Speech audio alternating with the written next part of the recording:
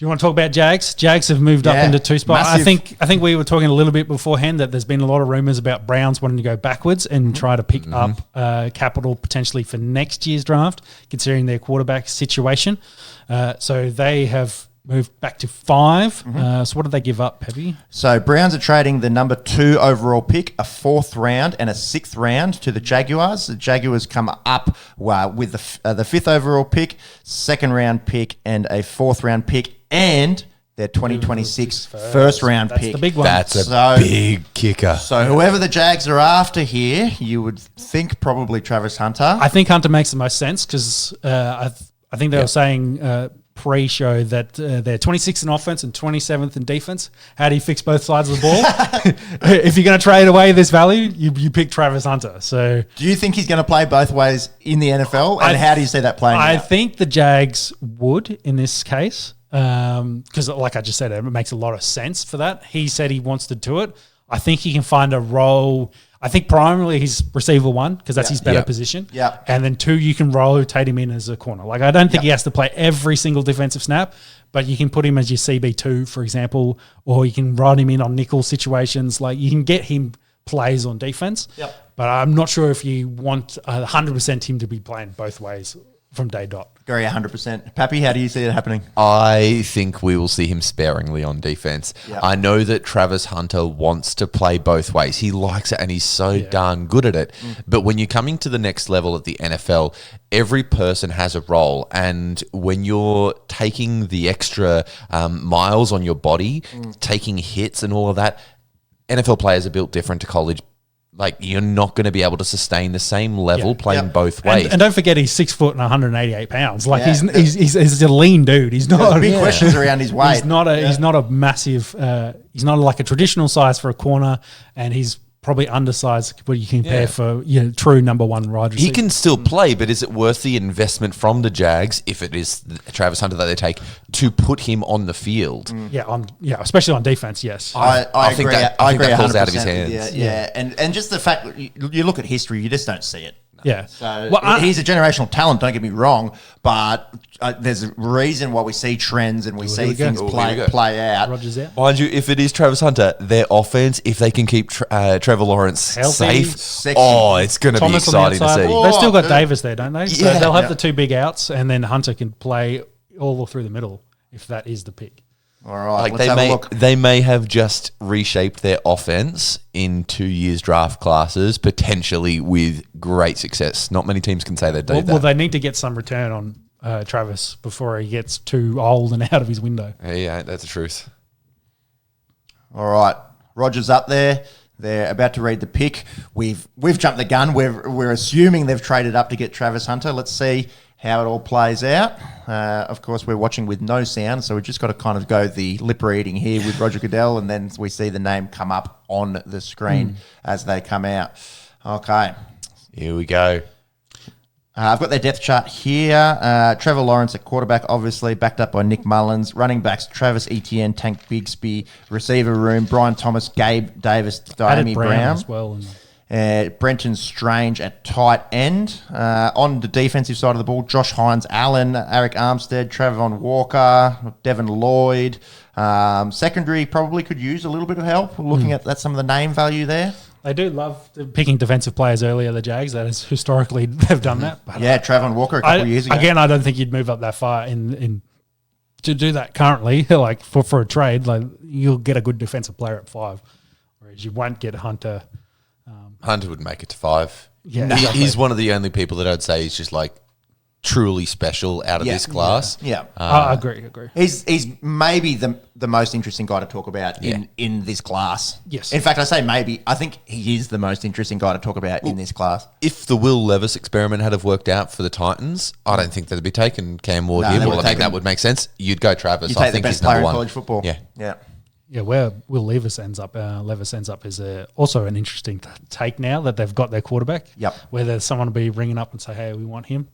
Yeah, he could be a good little bridge. All right, so it is confirmed. Yes. Travis Hunter there with mum, dad. As He's expected. wearing a pink number there, as expected. Shauno, you've got the numbers there for the Heisman winner, Travis Hunter. Run us through it. Yeah, so 6 foot tall, as I said, 188. So he won the Heisman Trophy 2024. He was the second defensive player to ever do that. Got to remember, he did miss time in 2002 and 2003 with injury. 22, 23. Yes. I said 22. I don't think he was born then.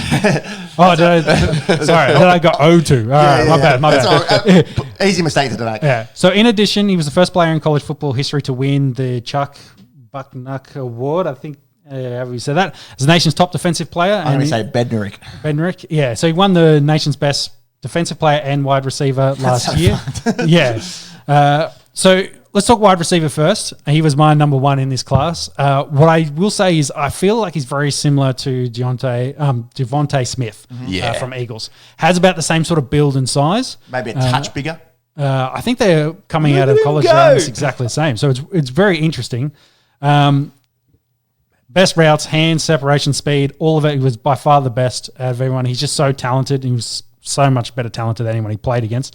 He high ball points the ball really well, goes for the contested ball, good vision, and he has room for that big plays afterward, and can run away from the D. So he shows the speed. Like, he didn't run at 40, didn't have time at all, but he shows didn't need to. Yeah, didn't need to. He shows the speed that he can be very good. He's probably not as physical as you'd want compared to some of the other. So take like a Chaser or Jefferson for a comparison, but that's probably a size thing. And on this team, he won't need to win outside because he'll have those two big guys, and he can just be a menace inside. I think is where he'll play. For CB though, if we're going to talk corner, he's definitely a little leaner compared to the other corners coming out. But I think the big thing is for me, he's not a natural corner. He just doesn't look like he's a natural corner compared to the others. And I think he just wins purely on talent. He's just so much more talented than anyone else that he just wins. For me, I consider him probably the third best corner in this class, purely on talent. Behind Johnson and Barron. Yep. But I kind of would like... if you're going to keep him there, you got to teach him, because that's the thing. He doesn't have a clean back pedal. He kind of leans and like freelances a bit. He's not a complete corner. He's way better wide receiver coming out, so he's pro-ready wide receiver. Corner, you'd want to teach him and get him to grow if you want to play him there, as we were just discussing about, because I think he's going to have a lot of growth potentially to do on that side. But he has the talent. There's no doubt there's the talent there.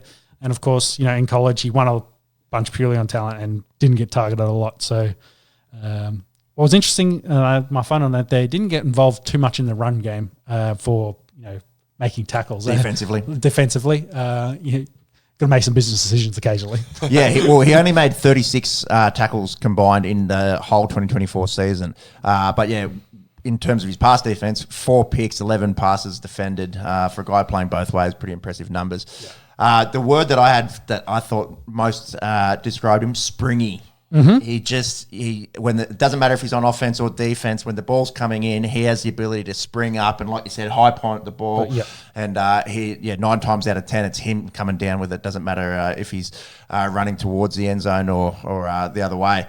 I like this. It's an aggressive move from Jacksonville. Yep.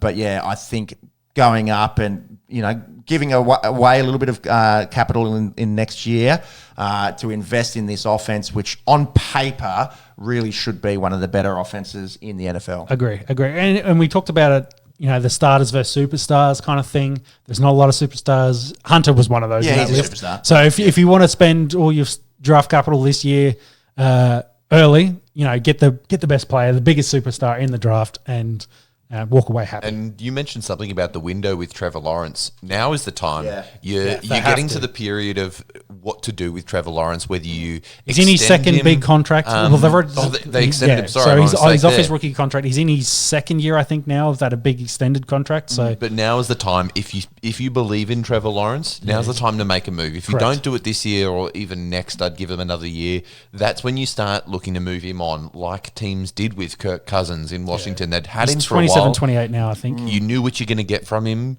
It was good, but not going to elevate you to the next level. Now's the time to go all in, and it's going to be exciting to see what happens. I love the part about the draft night when you're seeing the players come out and Travis Hunter just looks so pumped. He's amped. He's dancing on stage. You saw the Jags, their war room there, having a look at the coach, get excited. Their new coach wanted to bring him down to Duval. I think you did a better job of that than he did. Mate, Siri could do a better job than that first press conference, but it's all semantics now. He's got a stud, and I hope that the South is going to see a lot more exciting football with the Jags now making some moves. Mm-hmm. Hey Siri, say Duval. Aired you. She doesn't. Yeah, she's not even listening. She's seen the clip from the press conference. Is like, I'm not putting my hat in the ring. She's like, that's about as good.